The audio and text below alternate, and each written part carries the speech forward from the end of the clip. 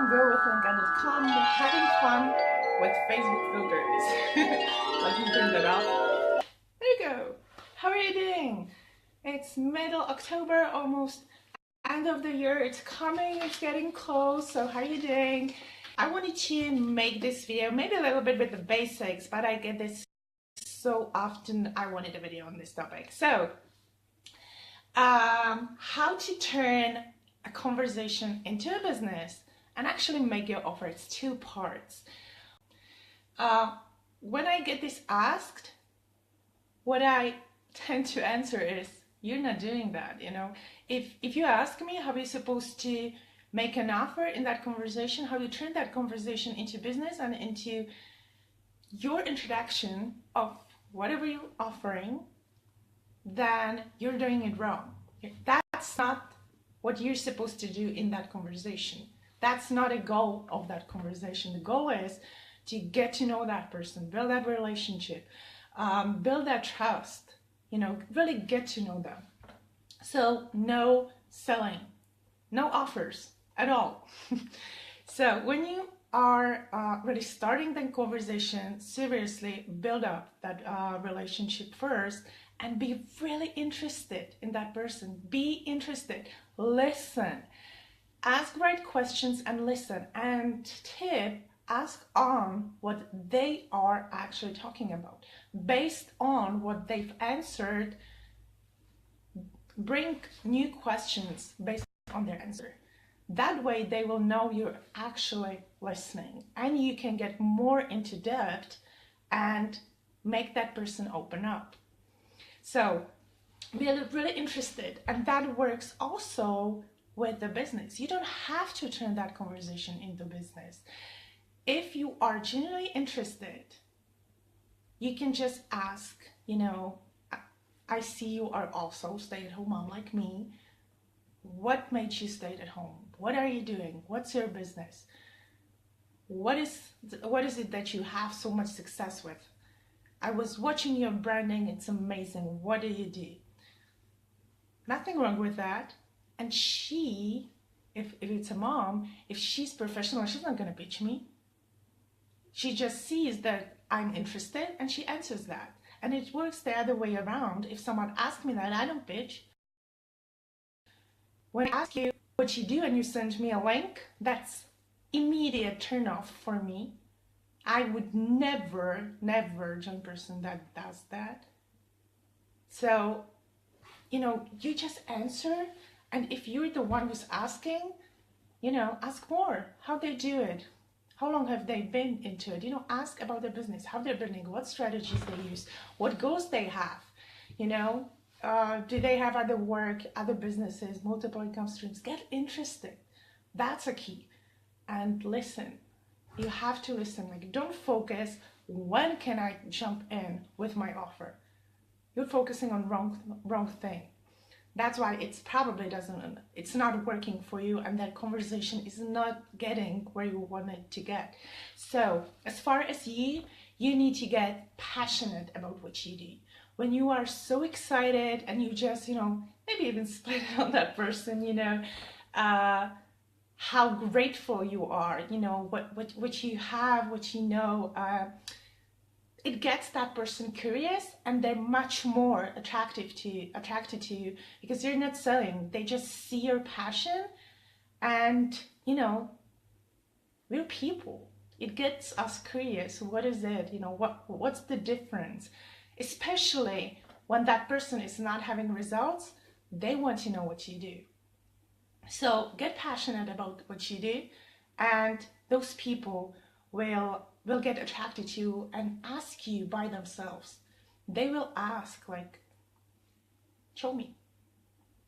They really will. You always want to know their pain and really their struggles. And the only way to do that is really build up that trust and get them open up. When they open up, they will tell you. They will always tell you. It can be anything. It doesn't have to be, I have problems with my business. It can be anything from their family, from their health. And if you have a solution to that problem, and we'll get into that, there's a way. I have a charger here and it's driving me crazy. So really build up that relationship, make good connection and build that trust. That's a key for the conversation. Okay, and you have to remember that the thing that this is how to say that. You're not a you're not a message, you're the messenger. So don't try to explain too much. You're here to ask questions, listen to the people, and offer them solution. There are 3 people that you will probably talk to as far as your business, your products, your services, whatever you're offering. So first group is are people that are extremely close to you. You'll probably talk to them almost on a daily basis, or at least almost on a daily basis. That's like your parents, your siblings, your like close family, close friends, best friends, colleagues at work. These people usually live close to you. That's why you're in contact with them. Or if you live far away from each other, you'll probably call each other on practically a daily basis.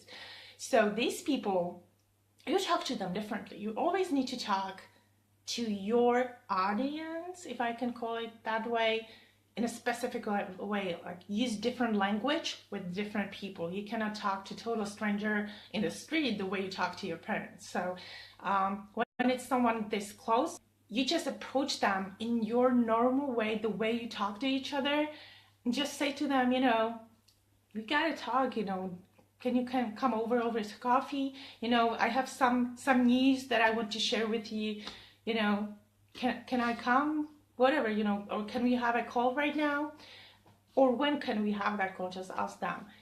If they ask you what it is, well, if you ask the right way, they're not going to ask. But if they ask what is it, you can say something as simple as, it's a visual thing. I'm going to show you. They don't want to see details anymore because they know you have to show them something. It's not something they can explain. Those are people that you can really, really, really get immediately in contact with, and they're okay. They definitely don't want to say anything like more because they know you live in the town, or if not, you can get on the Skype or on a Zoom if you have calls. Even my parents use Zoom these days and Skype. They started with Skype, now they use Zoom as well. They learn, that people like their generation are a little bit adapting with the technology, so you can even use those calls. If there are a second group, if there are like people that you're not in contact with on daily basis or not that well, it can be like high school classmates or colleagues that you don't talk too much, or friends that you see once in a year, then it's a little bit different. And what I would usually do I would handpick, even though you don't want to prejudge, but I first always handpick people that are entrepreneurs or already business owners, because that way it's so much easier to talk to them on business level. And I can be really open and say, I started something that is so exciting, and I always appreciated the way you built your business, so I would love your feedback on what I want to do right now. You're actually asking them a favor. It's not something that you're offering to them. It's asking for help, asking for an advice. So if they're at least a little bit connected to you, they're not going to say no. You've made a compliment, so they feel really good about you actually thinking high of them and asking for this kind of advice. So they will have a look. Third group is the one you probably have the biggest. Those are people you haven't talked to yet. Those are people that you probably have on social media all over the world. people that you don't know that much and that you have to actually build the rapport with. So first of all, let me tell you one thing. First 2 groups, you actually feel it's hard to disconnect from the result. But in the third group, it doesn't really matter if that person says yes or no.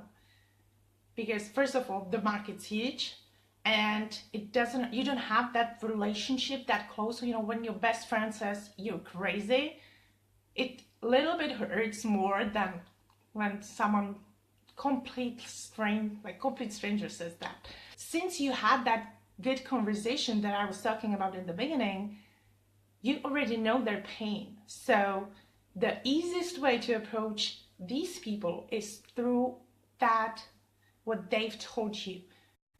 You know, it can be anything. It can be really anything regarding their family, their goals, their life, their business, maybe if they're already in one.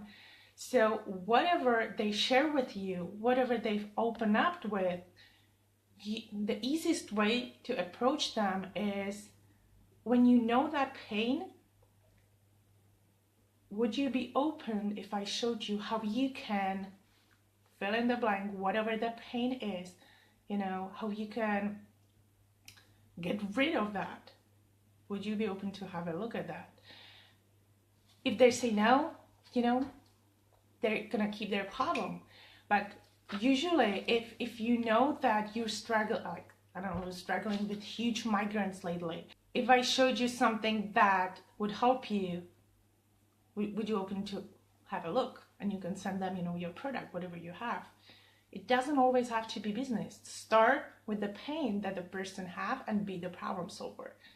I'm gonna close with one more.